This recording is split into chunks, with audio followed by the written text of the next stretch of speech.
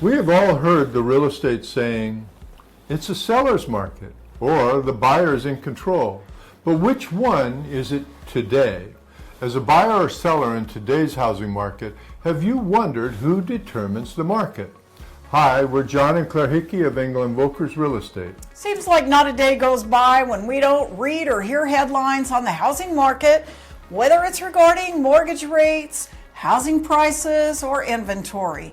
In fact, all this information can be quite confusing to either a buyer or a seller as to who's in the driver's seat. So what data do real estate professionals analyze when looking at the market? It's supply and demand of inventory. Typically, when supply is low and buyer demand is high, it tends to be a seller's market. If there's an oversupply of listings, that can indicate that it's in a buyer's market. An oversupply of inventory shows demand has cooled, shifting the control to the buyer. To break it down even further, as real estate professionals, we look at the absorption rate of a specific area. Financial experts say an absorption rate of less than a 5-month supply of homes indicates it's a seller's market. A 5 to 7 month supply indicates a balanced market, and anything more than a 7-month supply means it's a buyer's market. However, there are exceptions. Each area, neighborhood, zip code, and city will vary. For example, right now, here in the Verdugo Hills communities, 76% of homes sold in the last 3 months were only on the market for an average of 11 days.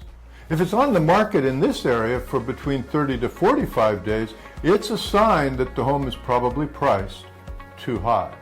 So although experts have given their opinion on what is traditionally a seller market or a buyer's market, it's really imperative that you consult a seasoned real estate professional to show you what's happening here and now. Okay, so now let's turn to what has been happening across the country. Nationally, we've been in more of a seller's market with lower inventory levels. According to Realtor.com economic research analyst Hannah Jones, the market is still leaning towards a seller's market, but has gained balance since COVID when the market was red hot.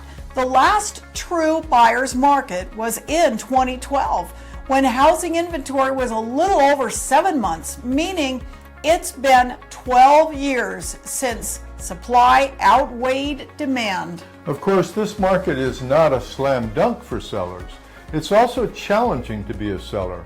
Most sellers hold a mortgage with a lower interest rate than today's rates. And this means if they sell, they would be purchasing in a higher price market.